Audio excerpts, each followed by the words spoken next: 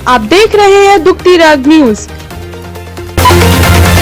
सच की आदत, परिवर्तन की चाहत, सच आप तक। आज किसानों का भारत बंद है। पंजाब, हरियाणा, राजस्थान, उत्तर प्रदेश और दूसरे बहुत से प्रदेशों से किसान दिल्ली आ चुके हैं और आने के बाद उन्होंने रेल की पटरियों पर तंबू गाड़ दिए हैं और अब वो किसी सूरत से आर पार की लड़ाई के मूड में दिखाई दे रहे हैं, क्योंकि जो जमहूरी तरीके थे उसके ऊपर चलते हुए वो चाहते थे कि ये बिल राज्यसभा से पास ना होने पाए, पास भी नहीं होते, क्योंकि जो गप्पा 56 इंच के सीने वाले जो गप्पा की सरकार है, राज्यसभा में इसकी अक्सरियत नहीं है और ये बिल पास ही ना होते, क्योंकि कोई भी पार्टी किसानों से दुश्मनी मोल लेने के खिलाफ में नहीं थी और ये फिर ये राज्यसभा में गिर जाते। मगर स्पीकर चूँकि बिका हुआ था, ख़रीदा हुआ था और आरएसएस का नुमाइंदा था, लिहाजा उसने वॉइस वोट यानी ध्वनि मत से आवाज़ की सब आवाज़ से सुन लिया कि सब लोग इसकी अक्सरियत में पास कर दिया। और अब बड़ा तमाशा हो गया है। अब किसान जो है उनके आंदोलन का जो सबसे बड़ा पहलू है वो समझना चाहिए कि यही तमाम काम जो थे यूरोप के तमाम देशों ने ये लाए है, जो बिल में जो स्कीमें लाए हैं, जो कारपोरेट खेती का जो नया सिस्टम लाए हैं, ये सब यूरोप में फेल हो चुका है और वहाँ के किसान सिर्फ सब्सिडी पर जिंदा है। तो जब यूरोप में जैसे मतलब बड़े मुल्क इलाके में, रीजन में ये फेल हो गया पूरे सब कॉन्टिनेंट में, तो ये इंडिया में कैसे कामयाब हो पाएगा, इसका जवाब किसी भी आरएसएस के आदमी के पास नहीं है। अच्छा, यहाँ तक कि आरएसएस का जो किसान संगठन है, भारतीय किसान यूनियन, वो भी सब इसके मुखालफत में है। लेकिन अब मैंने आपसे कहा ना कि एक आदमी जो है जिसकी मनहूसियत और जहालत इस पूरे मुल्क को तबाह बर्बाद कर रही है, एक आदमी, सिर्फ एक आदमी, वो अपनी जिद पे अड़ा कि नहीं मैं ये करूँगा। नोटबंदी में भी उसने यही किया था, वो कर रहा है। तो अब देखिए पूरे किसान आ गए हैं सड़क पर। इसके अब ये तय बात है, आप 2-4, क्योंकि इन्होंने कह दिया है कि हम 1 अक्टूबर से अनिश्चितकालीन रेल रोको आंदोलन करेंगे, लड़ाई होगी और वो खून खराबा तो होना तय है। ऐसा अल्लाह करे ना हो भाई, हम तो ये कहेंगे।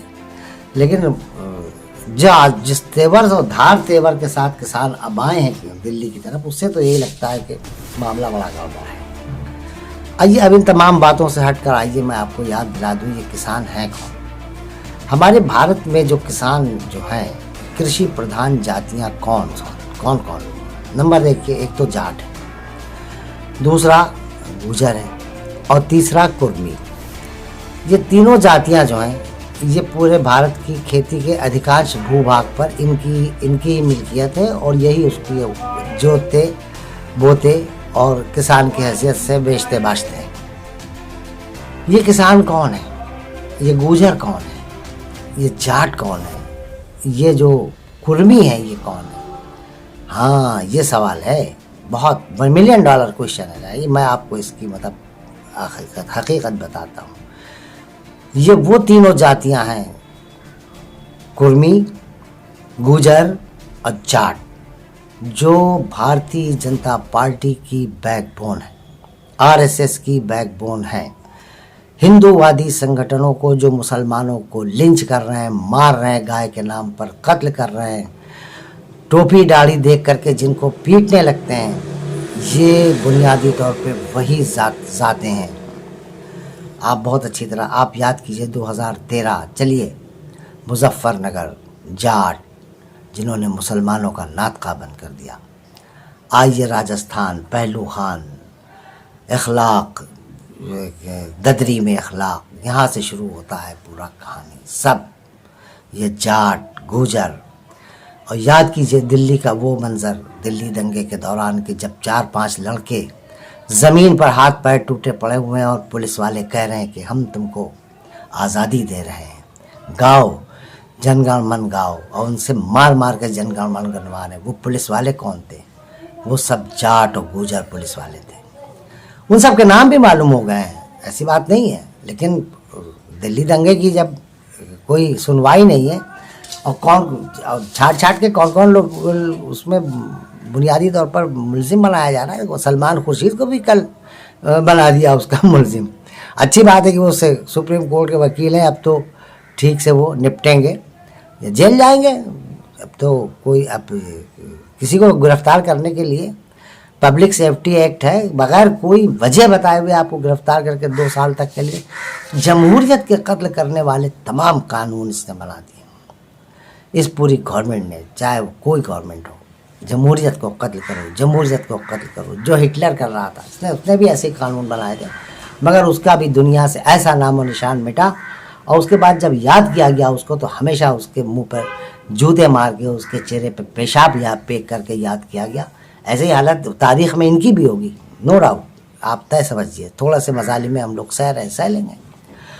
तो मैं आपसे ये कह रहा था कि ये तीनों जातें जो हैं, ये कृषि प्रधान जातियाँ, आज मैं सीधे इन्हीं लोगों के नुमाइंदों से मुखातिब हूँ कि देखो भाई, तुमने ही तो लाए थे आधी रोटी खाएंगे भाजपा को जिताएंगे।